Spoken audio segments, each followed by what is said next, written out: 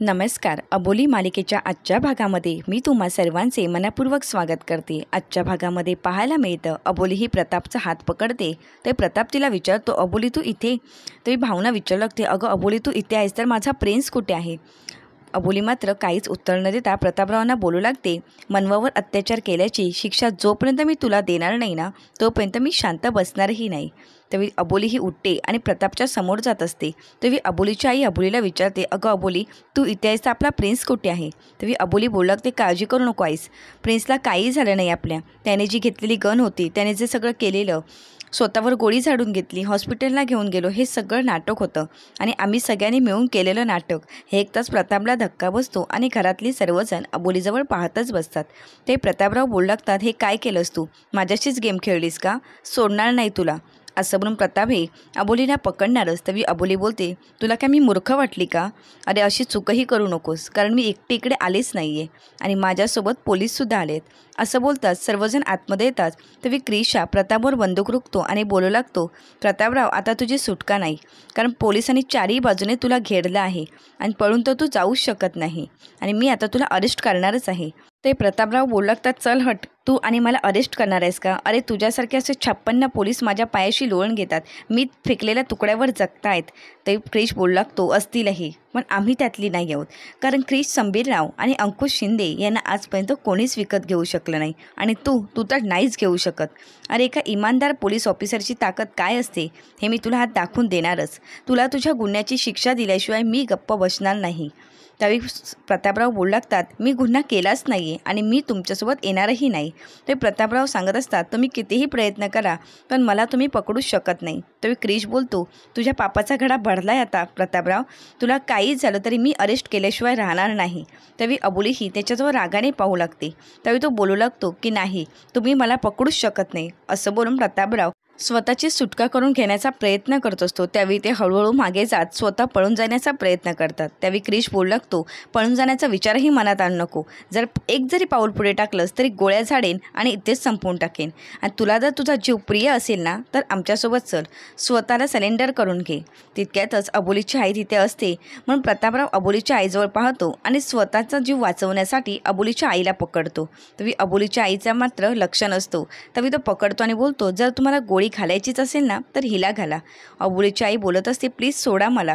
नाही, प्रतापराव काही तिला सोडत नाही. तरी बोलू लागतात, घालायची आहे ना गोळी, घाला, महिला अरेस्ट करायचं आहे ना, करा. तरी अबोली ही प्रतापरावाजवळ रागाने पाहू लागते. तर भावना बोलत असते, अहो काय चाललं हे, प्लीज सोडा त्यांना. तरी अबोलीच्या आईला मात्र प्रतापराव काही सोडत नसतो. अबोली हे सगळं पाहून घेते आणि पटकन जाऊन आपल्या आईचा जीव वाचवू लागते.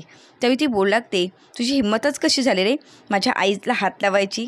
आणि एक लक्षात ठेव, एक बाप म्हणून तर तू हरलाच आहेस आणि एक नवरा म्हणून तर तू कधीच हरून गेला आहेस. असं बोलत अबोली ही प्रतापरावांची कॉलर पकडते आणि बोलू लागते, बोलले होते ना मी तुला. तरी अबोली प्रतापरावांना बोलते, अजून किती खालच्या पातीला जाणार आहेस रे? अरे लाज नाही का वाटत? स्वतःच्या स्वार्थासाठी बायकोला वेठीस धरतो, मुलाचा बळी द्यायला निघालास, एका तरुण मुलीवर अतिप्रसंग केलास. आज बाप म्हणायची लाज वाटते तुला? खरंच बाप बोलायची लाज वाटते. आणि मी तुला बोललेच होते, जिथे कुठे लपला असेल तिथून खेचून बाहेर काढेन तुला, अख्ख्या जगाला दाखवते की तू कोण आहेस. त्यावेळी अबोली ही रागानेच प्रतापरावाची कॉलर धरते आणि त्याला खूप काही बोलू लागते. प्रतापराव बोलू लागतात, अबोली सोड, याची शिक्षा तुला मिळाल्याशिवाय राहणार नाही. तरी अबोली बोलते, मला जी शिक्षा व्हायची आहे ना ती नंतर होईल, जो त्रास व्हायचा आहे तो होऊ दे, पण आज मी तुम्हाला तुमच्या गुन्ह्याची शिक्षा देणारच आहे. असं बोलून अबोली त्यांना फरफटत बाहेर घेऊन येत असते. तरी चारी बाजूने पोलिसांनी प्रतापला घेरलेलं असतं. त्यानंतर ती रस्त्याने त्या प्रतापची धिंड काढू लागते. तरी आजूबाजूचे लोक सर्वजण अबोलीला विचारू लागतात, हे काय चाललंय? अबोली मात्र कोणाच्याच प्रश्नाचे उत्तर देत नाही. ती प्रतापरावांना घराच्या बाहेर खेचतच घेऊन येते आणि त्यानंतर भर रस्त्यात सर्वांच्या समोर त्यांची धिंड काढत असते. त्यानंतर ती तशीच त्यांना पोलीस स्टेशनपर्यंत फरफटत घेऊन आलेली असते. अबोलीचा राग मात्र अनावर झालेला असतो. तर सर्व लोकही अबोलीजवळ पाहत असतात. ती फरफटतच प्रतापरावांना अंकुशच्या समोर आणण्यासाठी पोलीस स्टेशनला घेऊन आलेली असते. पोलीस स्टेशनला घेऊन येताच अबोली ही जोरातच त्यांना ढकलून देते. तर ते जाऊन मनवाच्या पायाजवळच पडतात. तरी ते पाहतात तर तिथे मनवा उभी असते. मनवा ही प्रतापरावांजवळ पाहतच बसते. तरी अबोली बोलू लागते, बेड्या ठोका या नराधमाला. तरी ती मनवाला बोलू लागते, मनवा तुला बोलले होते ना, सोडणार नाही तुझ्यावर गुन्हा करणाऱ्या गुन्हेगाराला. तुझ्यावर अत्याचार करणारा, तुला त्रास देणारा हाच तो गुन्हेगार आहे आणि ह्याला मी शिक्षा तर देणारच आहे. त्यावेळी ती प्रतापरावांची कॉलर धरते आणि बोलू लागते, तुला आता शिक्षा होणारच. असं बोलून ती त्यांना ढकलून देते. त्यावेळी ते अंकुशच्या समोर जाऊन पडतात. त्यावेळी अंकुश त्यांना बोलतो, तुम्हाला काय वाटलं मी तुम्हाला सहजासहजी सोडेन का? आता तर तुम्हाला शिक्षा होणारच आणि तुम्हाला शिक्षा मी नाही तर कायदा देणार आहे. त्यावेळी ती बोलू लागतो तो की प्रतापराव, तुझे दिवस भरले आहेत. एखाद्या मुलीवर अत्याचार केल्यानंतर काय परिणाम होतात ना ते तुला आत्ता कळणार आहे. ते प्रतापराव हे अंकुशला बोलू लागतात, याचे परिणाम तुला भोगावेच लागणार आहे. सोडणार नाही तुला आणि तुझ्या ह्या बायकोला. त्यावेळी अबोलीला ते बोलू लागतात, तुझं जगणं मुश्किल करेन. तर त्याला सर्वजण तुरुंगात टाकतात. त्यावेळी तो मोठमोठ्याने बोलू लागतो की तुम्हा दोघांचंही मी जगणं असं मुश्किल करेन की तुम्ही मरणाची भीक मागत असाल पण मी तुम्हाला मरूही देणार नाही. त्यावेळी अबोली आणि बोलू लागतात, पण तू त्यासाठी बाहेर तर पाडायला हवा ना. त्यावेळी अंकुश बोलू लागतो, सडशील तू या लॉकअपमध्ये आणि याची व्यवस्था मी करणार आहे. त्यावेळी ते बोलू लागतात, काही होणार नाही मला, मी असे 56 माणूस विकत घेईन. त्यावेळी अंकुश बोलू लागतो, तुझ्या पैशात एवढी ताकदही नाही की तू मला विकत घेऊ शकशील. काही लोक असतीलही तुझ्या पैशासाठी तुला मुजरा करत असतील, पण जोपर्यंत आमच्यासारखे माणसं या जगात आहेत तोपर्यंत तुझ्यासारख्या नराधमांना कायद्यापुढे झुकावंच लागणार आहे. प्रतापराव हा मोठमोठ्याने बोलत असतो, तुम्ही कितीही प्रयत्न करा पण मी स्वतःला इथून सोडवून घेणारच आहे आणि बाहेर आल्यानंतर मी माझी ताकद तुम्हाला दाखवतोच. तर घरी आल्यानंतर अबोली खूप रडत असते. तितक्यातच तिथे अंकुश येतो आणि विचारू लागतो, अबोली अगं काय झालं आहे, काय एवढी रडत आहेस? आणि त्यावेळी तो तिला सावरत बोलू लागतो, काय झालं अबोली सांग ना. तुम्ही अबोली बोलू लागते, आज मी मनवाच्या बाजूने उभी राहिली, सत्याच्या बाजूने उभी राहिली. एका मुलीला मी न्याय मिळवून देण्याचा प्रयत्न केला आणि ती मुलगी म्हणजे माझीच नणंद होती. पण खरंच मी माझ्या नंदेवर न्याय देत असताना बाप म्हणून बापावर अन्याय करला आहे का? पण एक मुलगी म्हणून मी हारलीच आहे ना. कितीही काही झालं तरी ते माझे वडीलच आहेत, जन्म दिला त्यांनी. खरंच आज हे सगळं करताना मी मन घट्ट केलं होतं, कसे का होईना पण माझे वडीलच होते ते. कधीतरी लहानपणी माझे लाड केलेच असतील ना, कधीतरी त्यांनी मला जवळ घेतलंच असेल ना. काय वाटलं असेल त्यांना, आज त्रास झाला असेलच ना. मी काही चुकीचं केलं नाही ना. त्यावेळी अबोलीला अंकुश बोलू लागतो, अबोली तू काहीच चुकीचं केलं नाही. अन्यायाला जात आणि नातंही नसतं. तू वाईट वाटून घेण्याची काहीच गरज नाही. तू आज वडिलांच्या विरोधात उभी राहिलीस, नाही तर अन्यायाच्या विरोधात उभी राहिली होतीस आणि या गोष्टीचा मला अभिमान वाटतो. स्त्री म्हणून आज माझ्या नजरेत तू उच्च ठरली आहेस. आज अभिमान आहे की तू माझी बायको आहेस. कोणताही बाप असं काही करायच्या वेळी 10 वेळा विचार करेल एवढं मात्र नक्की. असं तू समाजात आदर्श निर्माण केला आहेस. न्यायाचा खरा अर्थ काय असतो हा तू जगाला सांगितला आहेस. आज एक लक्षात ठेव, गुन्हेगार पकडला गेला आहे पण आपली संपूर्ण लढाई अजून बाकीच आहे.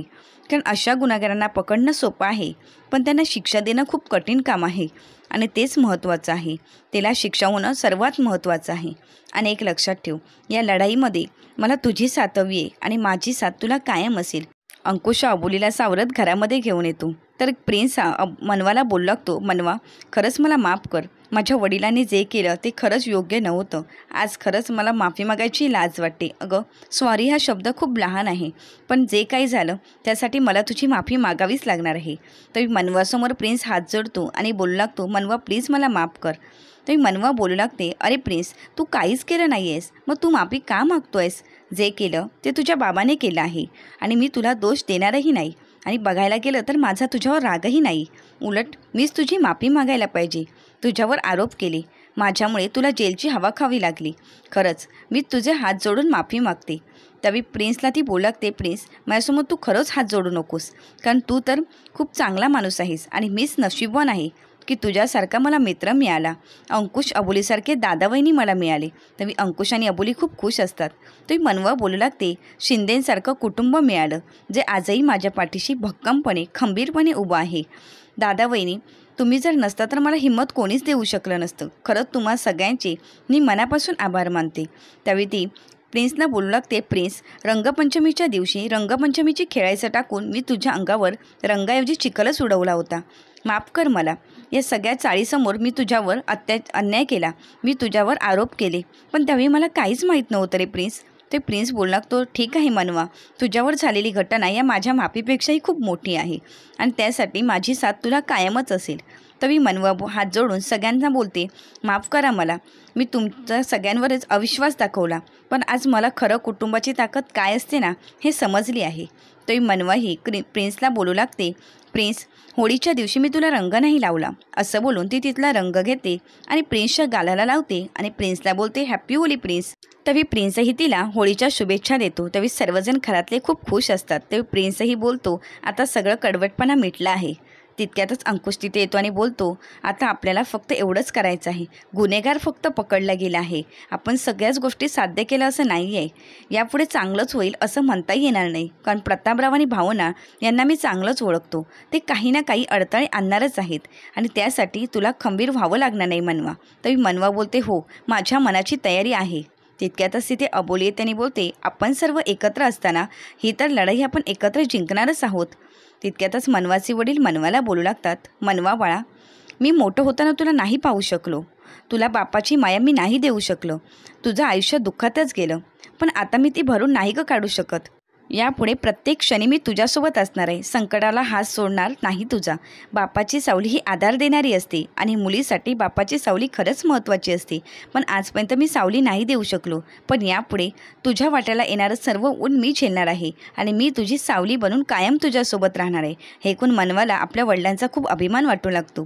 त्यावेळी ती बाबा असा आवाज देत त्यांना जवळ घेते. त्यावेळी सर्वजण एकत्र येतात आणि बोलू लागतात, आता काही झालं तरी आपण माघार घेणार नाही आणि ही लढाई आपण लढणारच आहोत.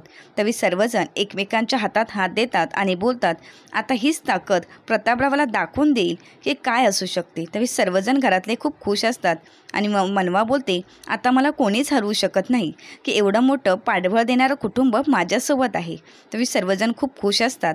तर दुसरीकडे पाहायला मिळतं, भावना आणि अबोलीची आई ही प्रतापरावांना भेटण्यासाठी पोलीस स्टेशनला आलेले असतात.